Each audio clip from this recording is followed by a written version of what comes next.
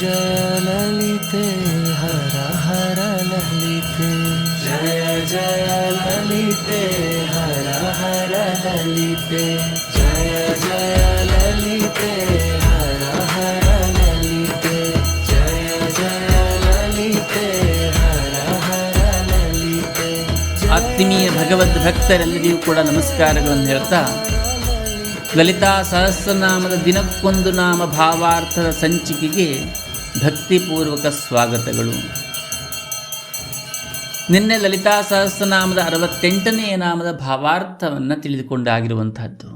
ಇಂದು ಲಲಿತಾ ಸಹಸ್ರನಾಮದ 69ನೇ ನಾಮವಾಗಿರುವಂತಹ ಗೇ ಚಕ್ರ ರಥಾರೂಢ ಮಂತ್ರಿಣಿ ಪರಿಸೇವಿತಾ ಎಂಬಂತಹ ನಾಮದ ಭಾವಾರ್ಥವನ್ನು ತಿಳಿದುಕೊಳ್ಳೋಣ.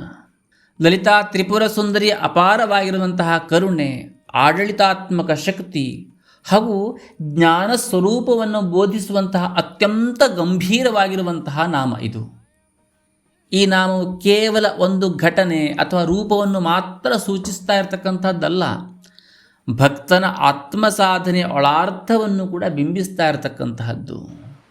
ಗೇಯ ಚಕ್ರವೆಂಬಂತಹ ದಿವ್ಯ ರಥವನ್ನು ಏರಿರುವಂತಹ ಮಂತ್ರಿಣಿ ದೇವಿಯಿಂದ ಸದಾ ಸೇವಿಸಲ್ಪಡುವವಳು ಎಂಬಂತಹದ್ದು ಈ ನಾಮದ ಭಾವಾರ್ಥವಾಗುವಂತಹದ್ದು.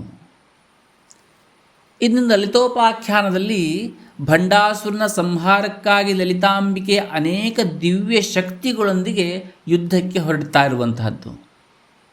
ಆ ಸಂದರ್ಭದಲ್ಲಿ ದೇವಿಯ ಪ್ರಧಾನ ಮಂತ್ರಿಯಾಗಿರತಕ್ಕಂತಹ ಶ್ಯಾಮಲಾ ದೇವಿ ಗೇಯ ಚಕ್ರ ರಥವನ್ನು ಏರಿ ದೇವಿಯ ಕಾರ್ಯವನ್ನು ನೆರವೇರಿಸ್ತಾ ಇರುವಂತಹದ್ದು, ದೇವಿಯ ಆದೇಶವನ್ನು ಲೋಕಕ್ಕೆ ತಲುಪಿಸ್ತಾ ಇರುವಂತಹದ್ದು, ಸೇನೆಯನ್ನು ವ್ಯವಸ್ಥಿತವಾಗಿ ನಡೆಸುವುದು ಹಾಗೂ ದೈವಿಕ ನೀತಿಯನ್ನು ಸ್ಥಾಪಿಸುವಂತಹದ್ದು ಈ ಮಂತ್ರಿಣಿಯ ಆದ್ಯ ಕರ್ತವ್ಯವಾಗಿರುವಂತಹದ್ದು. ಇನ್ನು ಶ್ರೀವಿದ್ಯೆಯಲ್ಲಿ ಮಂತ್ರಿಣೀ ದೇವಿ ಅಂತಂದರೆ ಜ್ಞಾನಶಕ್ತಿಯ ಪ್ರತೀಕವಾಗುವಂತಹದ್ದು. ಲಲಿತಾಂಬಿಕೆಯು ಪರಬ್ರಹ್ಮ ಸ್ವರೂಪಿಣಿಯಾಗಿದ್ದರೆ ಆ ಪರಮಜ್ಞಾನವನ್ನು ಸಾಧಕರಿಗೆ ತಲುಪಿಸುವಂತಹ ಕಾರುಣ್ಯ ಮೂರ್ತಿಯೇ ಮಂತ್ರಿಣೀ ದೇವಿ ಎಂಬುದಾಗಿ ಹೇಳುವಂಥದ್ದು. ಆದ್ದರಿಂದ ಈ ನಾಮವು ಪರಾಶಕ್ತಿಯ ಜ್ಞಾನ ಮತ್ತು ಮಂತ್ರ ಮತ್ತು ವಾಣಿಯ ಮೂಲಕ ಜೀವಿಗಳನ್ನು ಉದ್ಧರಿಸ್ತಾಳೆ ಎಂಬಂತಹ ಸಂದೇಶವನ್ನು ಕೊಡ್ತಾ ಇರುವಂತಹದ್ದು. ಗೇಯ ಚಕ್ರ ಎಂಬಂತಹ ಪದಕ್ಕೂ ಕೂಡ ಆಳವಾಗಿರತಕ್ಕಂತಹ ರಹಸ್ಯಾರ್ಥವಿದೆ. ಗೇಯ ಅಂತಂದರೆ ವೇದ ಮಂತ್ರಗಳ ನಾದ, ಅದು ಸಾಮವೇದದ ಗಾನ, ಅದು ಭಕ್ತರ ಕೀರ್ತನೆ ಹಾಗೂ ಬ್ರಹ್ಮಾನಂದವೇ ಅಡಗಿರತಕ್ಕಂತಹದ್ದು. ಈ ಜಗತ್ತನ್ನು ಸಂಪೂರ್ಣವಾಗಿ ನಾದದಿಂದಲೇ ಉದ್ಭವಿಸಿದೆ ಎಂಬಂತಹದ್ದು ಭಾರತೀಯ ತತ್ವವಾಗಿರುವಂತಹದ್ದು. ಈ ವಿಶ್ವವೇ ದೇವಿಯ ಗಾನಮಯವಾಗಿರತಕ್ಕಂತಹ ಚಕ್ರವಾಗಿರುವಂತಹದ್ದು. ಆ ನಾದಶಕ್ತಿಯನ್ನು ನಿಯಂತ್ರಿಸುವವಳೇ ಈ ಶ್ಯಾಮಲಾದೇವಿ ಎಂಬುದಾಗಿ ಹೇಳ್ತಾ ಇರುವಂತಹದ್ದು. ಮಂತ್ರಿಣೀ ದೇವಿಯನ್ನು ವಾಗ್ದೇವತೆ ಎಂಬುದಾಗಿ ಹೇಳ್ತಾರೆ. ಸಂಗೀತದ ಅಧಿಷ್ಠಾತ್ರಿಯೂ ಕೂಡ ಹೌದು. ಕಾವ್ಯದ ಮೂಲಕ ಶಕ್ತಿ ಎಂದು ಆರಾಧಿಸಲ್ಪಡುವಂತಹದ್ದು. ಆದ್ದರಿಂದ ಈ ನಾಮವನ್ನು ಜಪಿಸುವಂತಹ ಭಕ್ತರಲ್ಲಿ ವಾಕ್ಪಟುತ್ವ ಪ್ರಾಪ್ತವಾಗುವಂತಹದ್ದು, ಸಂಗೀತ ಪ್ರತಿಭೆ ಹೇಳುವಂಥದ್ದು ಜಾಗೃತವಾಗುವಂತಹದ್ದು, ದಿವ್ಯವಾಗಿರತಕ್ಕಂತಹ ವಿದ್ಯೆ ಪ್ರಾಪ್ತವಾಗುವಂತಹದ್ದು, ಸ್ಮರಣಶಕ್ತಿ ಜಾಗೃತವಾಗುವಂತಹದ್ದು, ವಿವೇಕ ವೃದ್ಧಿಯಾಗುವಂತಹದ್ದು ಎಂಬಂತಹದ್ದು ಶ್ರೀವಿದ್ಯಾ ಪರಂಪರೆಯಲ್ಲಿ ಹೇಳುವಂತಹದ್ದು. ಈ ನಾಮದಲ್ಲಿ ಬರುವಂತಹ ಪರಿಸೇವಿತ ಎಂಬಂತಹ ಪದವು ಕೂಡ ವಿಶೇಷವಾಗಿದೆ. ಸಾಮಾನ್ಯ ಸೇವೆಯಲ್ಲ, ಅದು ಪರಿಪೂರ್ಣವಾಗಿರತಕ್ಕಂತಹ ಪ್ರೀತಿ, ಸಂಪೂರ್ಣವಾಗಿರತಕ್ಕಂತಹ ಸಮರ್ಪಣಾ ಭಾವ ಅದು, ಮತ್ತು ಅಚಲ ಭಕ್ತಿಯಿಂದ ನಡೆಯುವಂತಹ ಸೇವೆಯನ್ನು ಇದು ಸೂಚಿಸ್ತಾ ಇರುವಂತಹದ್ದು. ಪರಾಶಕ್ತಿಯ ಆದೇಶವೇ ಮಂತ್ರಿಣಿಯ ಧರ್ಮ, ದೇವಿಯ ಸಂಕಲ್ಪವೇ ಅವಳ ಕಾರ್ಯವಾಗುವಂತಹದ್ದು. ಸಾಧಕನ ಜೀವನದಲ್ಲೂ ಕೂಡ ಇದೇ ರೀತಿ ಇರಬೇಕು ಎಂಬಂತಹ ಒಂದು ಸಂದೇಶವನ್ನು ಕೊಡ್ತಾ ಇರುವಂತಹದ್ದು. ಪರಮಾತ್ಮನ ಅನುಗ್ರಹವನ್ನು ಪಡೆಯಲು ಮೊದಲು ಮನಸ್ಸು ಶುದ್ಧವಾಗಿರಬೇಕು. ಶುದ್ಧ ಮನಸ್ಸಿನಲ್ಲಿ ಜ್ಞಾನ ಉದಯವಾಗುವಂಥದ್ದು. ಆ ಜ್ಞಾನವೇ ಮಂತ್ರಿಣಿ ಎಂಬುದಾಗಿ ಹೇಳುವಂಥದ್ದು. ಆ ಜ್ಞಾನವು ಅಂತಿಮವಾಗಿ ನಮ್ಮನ್ನು ಪರಾಶಕ್ತಿಯ ಸನ್ನಿಧಿಗೆ ಕರೆದೊಯ್ಯುವಂತಹದ್ದು. ಶ್ರೀವಿದ್ಯಾ ಉಪಾಸನೆಯಲ್ಲಿ ಇಚ್ಛಾಶಕ್ತಿ, ಜ್ಞಾನಶಕ್ತಿ ಮತ್ತು ಕ್ರಿಯಾಶಕ್ತಿಗಳೆಂಬಂತಹ 3 ಪ್ರಮುಖ ಶಕ್ತಿಗಳು ಇರುವಂತಹದ್ದು. ಮಂತ್ರಿಣೀ ದೇವಿಯು ಜ್ಞಾನಶಕ್ತಿಯ ಪ್ರತಿನಿಧಿ, ಜ್ಞಾನವಿಲ್ಲದೆ ಭಕ್ತಿ ಅಂಧಭಕ್ತಿಯಾಗಬಹುದು. ಜ್ಞಾನದಿಂದ ಕೂಡಿದಂತಹ ಭಕ್ತಿಯೇ ಮೋಕ್ಷದ ಮಾರ್ಗವನ್ನು ತೆರೆಯುವಂತಹದ್ದು. ಆದ್ದರಿಂದ ಈ ನಾಮವು ಸಾಧಕನಿಗೆ ಜ್ಞಾನ ಮತ್ತು ಭಕ್ತಿ ಎರಡನ್ನೂ ಕೂಡ ಸಮನ್ವಯಗೊಳಿಸುವಂತಹ ಪಾಠವನ್ನು ಕಲಿಸ್ತಾ ಇದೆ ಎಂಬಂಥದ್ದು ಇದರ ರಹಸ್ಯಾರ್ಥವಾಗುವಂಥದ್ದು. ಗೇಯ ಚಕ್ರ ಎಂಬಂಥದ್ದನ್ನು ಮತ್ತೊಂದು ದೃಷ್ಟಿಕೋನದಿಂದ ನೋಡೋಣದಾದರೆ ಅದು ನಮ್ಮ ಮನಸ್ಸಿನ ಸಂಕೇತವೂ ಕೂಡ ಹೌದು. ಮನಸ್ಸು ಸಂಗೀತದಂತೆ ಸಮತೋಲನದಲ್ಲಿದ್ದರೆ ಮಾತ್ರ ದೇವಿಯ ಕೃಪೆ ಸಂಪೂರ್ಣವಾಗಿ ಅನುಭವಕ್ಕೆ ಬರುತ್ತದೆ ಎಂಬುದಾಗಿ. ಅಶಾಂತ ಮನಸ್ಸು ದೇವಿಯನ್ನು ಅರಿಯಲು ಖಂಡಿತವಾಗಿಯೂ ಸಾಧ್ಯ ಇಲ್ಲ. ಆದ್ದರಿಂದ ನಾದೋಪಾಸನೆ, ಮಂತ್ರ ಜಪ ಮತ್ತು ಧ್ಯಾನವು ಗೇಯ ಚಕ್ರದಂತೆ ಮನಸ್ಸನ್ನು ದೈವಿಕ ಸಾಧಕವಾಗಿಸುವಂತಹದ್ದು, ಗೇಯ ಚಕ್ರದಂತೆ ದೈವಿಕ ಸಾಧನವಾಗಿಸುವಂತಹದ್ದು. ಶ್ರೀ ಲಲಿತಾಂಬಿಕೆ ತನ್ನ ಭಕ್ತರನ್ನು ನೇರವಾಗಿ ಮಾತ್ರ ಅಲ್ಲ, ತನ್ನ ದಿವ್ಯ ಶಕ್ತಿಗಳ ಮೂಲಕವೂ ಕೂಡ ಕಾಪಾಡ್ತಾ ಇರುವಂತಹದ್ದು. ಮಂತ್ರಿಣಿ, ದಂಡಿನಿ, ವಾರಾಹಿ, ವಾಗ್ದೇವತೆಗಳು, ಯೋಗಿನಿಯರು ಇವರೆಲ್ಲರೂ ಸಹ ಅವಳ ಕರುಣೆಯ ವಿಸ್ತಾರ ರೂಪವಾಗುವಂತಹದ್ದು.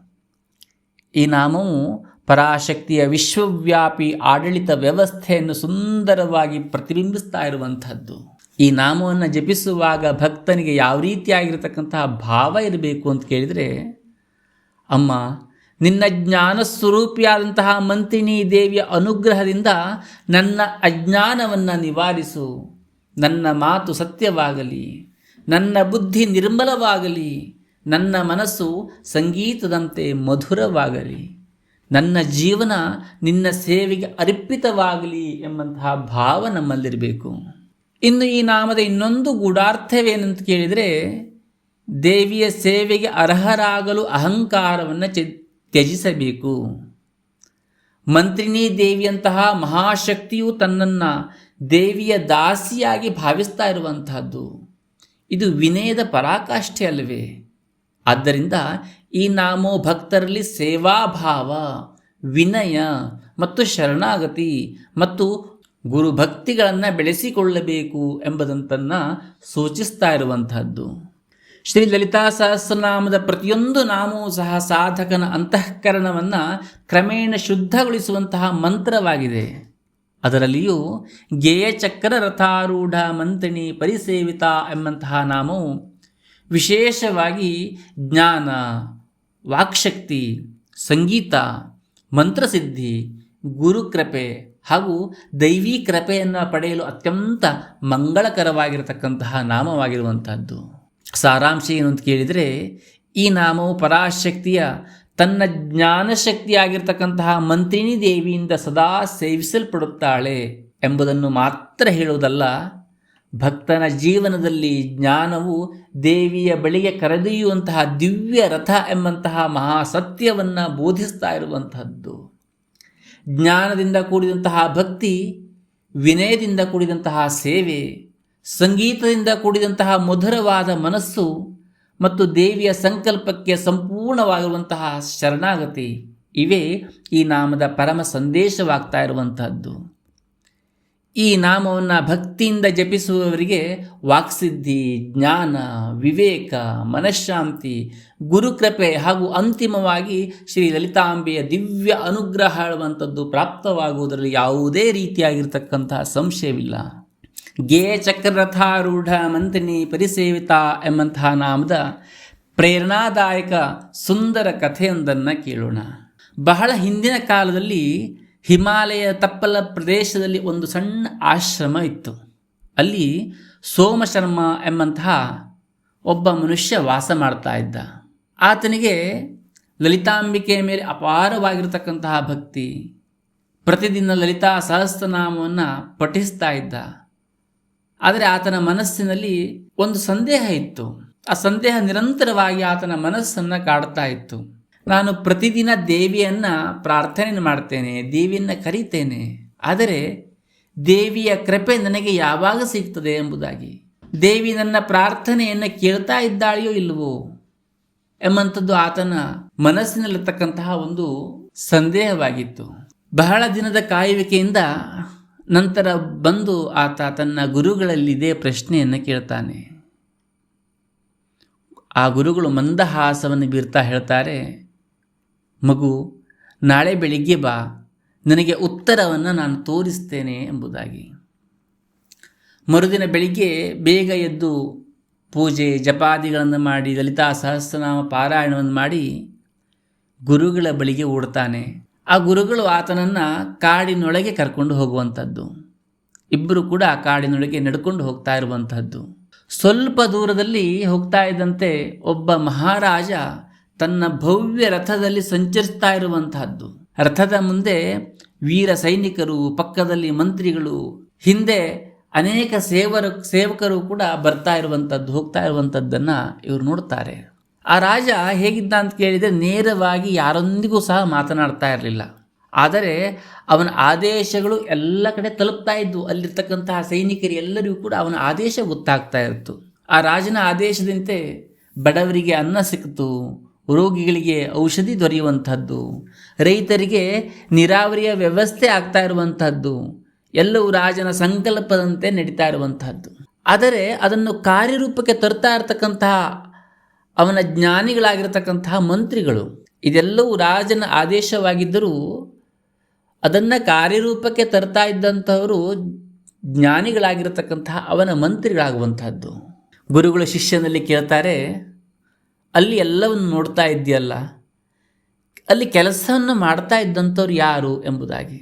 ಸೋಮಶರ್ಮ ಉತ್ತರವನ್ನು ಕೊಡ್ತಾನೆ, ಅಲ್ಲಿ ಕೆಲಸವನ್ನು ಮಾಡ್ತಾ ಇರುವಂತಹದ್ದು ಮಂತ್ರಿಗಳು ಮತ್ತು ಸೇವಕರು ಎಂಬುದಾಗಿ. ಗುರು ಮತ್ತೊಮ್ಮೆ ಕೇಳ್ತಾರೆ, ಆದರೆ ಈ ಎಲ್ಲ ಕಾರ್ಯಗಳ ಮೂಲ ಯಾರು ಎಂಬುದಾಗಿ. ಆಗ ಸೋಮಶರ್ಮ ಹೇಳುವಂಥದ್ದು, ಈ ಎಲ್ಲ ಕಾರ್ಯಗಳ ಮೂಲ ರಾಜನೇ ಆಗುವಂಥದ್ದು. ಆಗ ಗುರುಗಳು ಮಂದಹಾಸವನ್ನು ಬೀರ್ತಾ ಹೇಳ್ತಾರೆ, ಇದೇ ಗೇ ಚಕ್ರರಥಾರೂಢ ಮಂತ್ರಿನಿ ಪರಿಸೇವಿತ ಎಂಬಂತಹ ನಾಮದ ರಹಸ್ಯ. ಸೋಮಶರ್ಮ ಆಶ್ಚರ್ಯದಿಂದ ಗುರುಗಳ ಕಡೆಗೆ ನೋಡ್ತಾನೆ.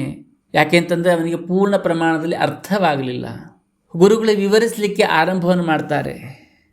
ಪರಮೇಶ್ವರಿಯಾಗಿರ್ತಕ್ಕಂತಹ ಲಲಿತಾಂಬಿಕೆಯ ವಿಶ್ವ ಮಹಾರಾಣಿಯಾಗುವಂತಹದ್ದು, ಅವಳ ಸಂಕಲ್ಪವೇ ವಿಶ್ವವನ್ನು ನಡೆಸ್ತಾ ಇರುವಂತಹದ್ದು.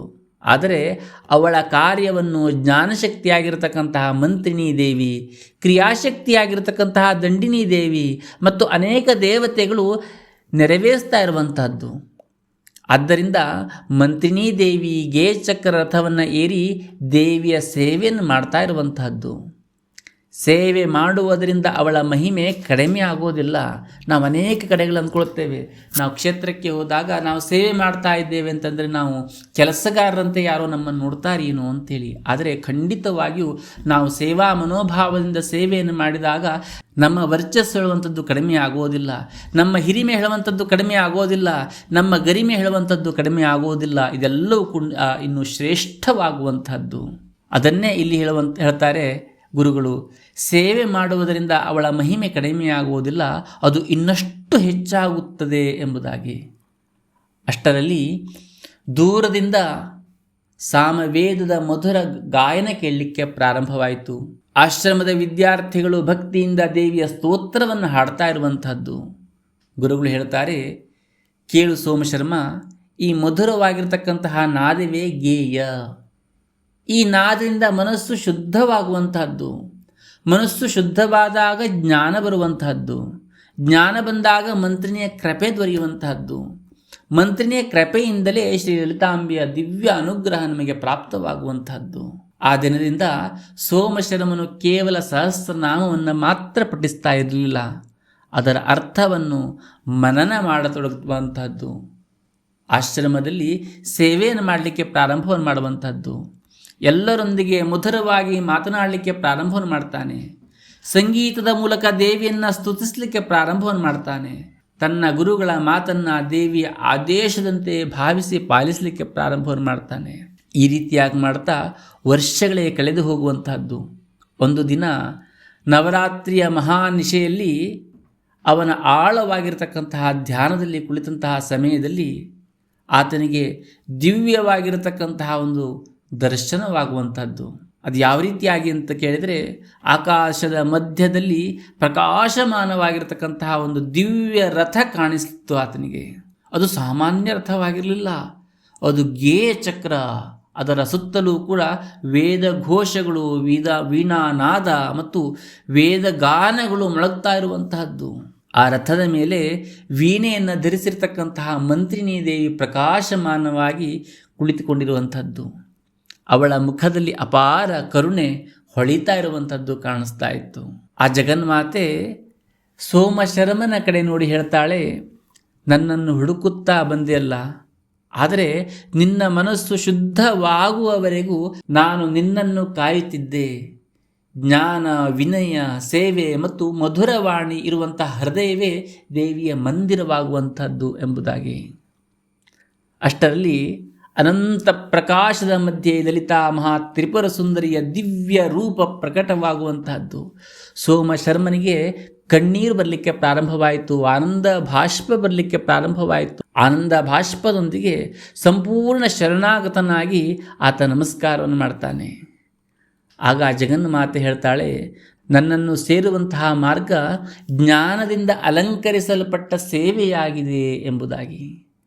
ನನ್ನ ಮಂತ್ರಿನಿ ಆ ಮಾರ್ಗವನ್ನು ಭಕ್ತರಿಗೆ ತೋರಿಸ್ತಾಳೆ. ಆದ್ದರಿಂದ ಅಹಂಕಾರವನ್ನು ಬಿಟ್ಟು ಪ್ರೀತಿಯಿಂದ ಸೇವೆ ಮಾಡು, ಮಧುರವಾಗಿ ಮಾತನಾಡು, ಜ್ಞಾನವನ್ನು ಬೆಳೆಸಿಕೊ, ಆಗ ನಾನು ಸದಾ ನಿನ್ನೊಂದಿಗೆ ಇರುತ್ತೇನೆ ಎಂಬುದಾಗಿ ಜಗನ್ಮಾತೆ ಹೇಳುವಂಥದ್ದು. ಆ ದರ್ಶನದ ನಂತರ ಸೋಮಶರ್ಮ ಎಂಬಂತಹ ವ್ಯಕ್ತಿ ಮಹಾಜ್ಞಾನಿಯಾಗಿ ಪರಿವರ್ತನೆಯನ್ನು ಹೊಂತಾನೆ. ತನ್ನ ಜೀವನವನ್ನು ದೇವಿಯ ಸೇವೆಗೆ ಸಮರ್ಪಿಸಿ ಸಾವಿರಾರು ಜನರಿಗೆ ಶ್ರೀವಿದ್ಯೆಯ ಮಹತ್ವವನ್ನು ಬೋಧಿಸಲಿಕ್ಕೆ ಪ್ರಾರಂಭವನ್ನು ಮಾಡುವಂತಹದ್ದು. ಮಿತ್ರರೇ, ಈ ಕಥೆಯ ನೀತಿ ಏನು ಅಂತ ಕೇಳಿದರೆ, ಗೆ ಚಕ್ರರಥಾರೂಢ ಮಂತ್ರಿನಿ ಪರಿಸೇವಿತ ಎಂಬಂತಹ ನಾಮ ನಮಗೆ ಹೇಳ್ತಾ ಇರುವ ಸಂದೇಶ ಏನು ಅಂತ ಕೇಳಿದರೆ, ಜ್ಞಾನವು ದೇವಿಯ ಕಡೆಗೆ ಕರೆದೊಯ್ಯುವಂತಹ ದಿವ್ಯ ರಥವಾಗುವಂತಹದ್ದು. ಮಧುರವಾಗಿರ್ತಕ್ಕಂತಹ ವಾಣಿ ಮತ್ತು ಸಂಗೀತವು ನಮ್ಮ ಮನಸ್ಸನ್ನು ಶುದ್ಧಗೊಳಿಸ್ತಾ ಇರುವಂತಹದ್ದು. ಅಂತಹ ದಿವ್ಯವಾಗಿರ್ತಕ್ಕಂತಹ ಜ್ಞಾನ ನಮಗೆ ಪ್ರಾಪ್ತವಾಗಬೇಕಾದರೆ ಗುರು ಸೇವೆ ಮತ್ತು ದೇವಿ ಸೇವೆ ಒಂದೇ ನಮಗೆ ಮಾರ್ಗವಾಗುವಂತಹದ್ದು. ಅಹಂಕಾರವಿಲ್ಲದೆ ಸೇವಾ ಮನೋಭಾವದಿಂದ ಪ್ರಾಮಾಣಿಕವಾಗಿ ಶ್ರದ್ಧೆಯಿಂದ ಭಕ್ತಿಯಿಂದ ನಿಸ್ವಾರ್ಥತೆಯಿಂದ ಅಹಂಕಾರವನ್ನು ತ್ಯಜಿಸಿ ಯಾರು ಸಂಪೂರ್ಣವಾಗಿ ಶರಣಾಗತರಾಗಿ ಸೇವೆಯನ್ನು ಮಾಡ್ತಾರೆಯೋ ಅಂಥವರಿಗೆ ಸಂಪೂರ್ಣವಾಗಿರ್ತಕ್ಕಂತಹ ಜ್ಞಾನ ಪ್ರಾಪ್ತವಾಗುವಂಥದ್ದು, ಭಗವತಿಯ ಅನುಗ್ರಹ ಪ್ರಾಪ್ತವಾಗುವಂಥದ್ದು. ಜ್ಞಾನ, ವಿನಯ ಮತ್ತು ಭಕ್ತಿಯಿಂದ ಬದುಕುವುದನ್ನು ಮಂತ್ರಿನಿ ಎಂಬ ಹೇಳುವಂಥವಳು ನಮಗೆ ಅನುಗ್ರಹಿಸುವಂಥವಳು. ಅಂತಹ ಅನುಗ್ರಹದಿಂದ ಲಲಿತಾಂಬಿಕೆ ತನ್ನ ಕರುಣೆಯಿಂದ ಸದಾ ನಮ್ಮನ್ನು ಕಾಪಾಡುವಂತಹದ್ದು ಎಂಬುದಾಗಿ. ಹಾಗಾಗಿ ಶ್ರೀವಿದ್ಯಾ ಪ್ರತಿಷ್ಠಾನದಲ್ಲಿ ಸಂಕಲ್ಪಿತವಾಗಿರ್ತಕ್ಕಂತಹ ಕೋಟಿ ಲಲಿತಾ ಸಹಸ್ರನಾಮ ಮಹಾಯಾಗದಲ್ಲಿ ತಾವೆಲ್ಲರೂ ಕೂಡ ಪಾಲ್ಗೊಂಡು ಪ್ರತಿದಿನವೂ ಕೂಡ ಸರ್ವ ಸೌಭಾಗ್ಯದಾಯಕ ರೀತಿಯಾದ ಲಲಿತಾ ಸಹಸ್ರನಾಮ ಪಾರಾಯಣವನ್ನು ಮಾಡ್ತಾ ಆ ಜಗನ್ಮಾತೆಯ ದಿವ್ಯ ಅನುಗ್ರಹವನ್ನು ಹೊಂದೋಣ. ಅಷ್ಟೇ ಅಲ್ಲದೆ ಸೇವಾ ಮನೋಭಾವವನ್ನು ಹೊಂದಿ ಗುರುವಿನ ಅನುಗ್ರಹಕ್ಕೆ ಪಾತ್ರರಾಗೋಣ ಎಂಬುದಾಗಿ ಹೇಳ್ತಾ, ಮತ್ತು ಜ್ಞಾನವನ್ನು ಪ್ರಸರಿಸುವಂತಹ ಈ ವಿಡಿಯೋವನ್ನು ಆದಷ್ಟು ಶೇರ್ ಮಾಡಿ ಎಂಬುದಾಗಿ ನಿಮ್ಮಲ್ಲಿ ಹೇಳ್ತಾ 70ನೆಯ ನಾಮದ ವಿವರವನ್ನು ನಾಳೆ ನಮಸ್ಕಾರ.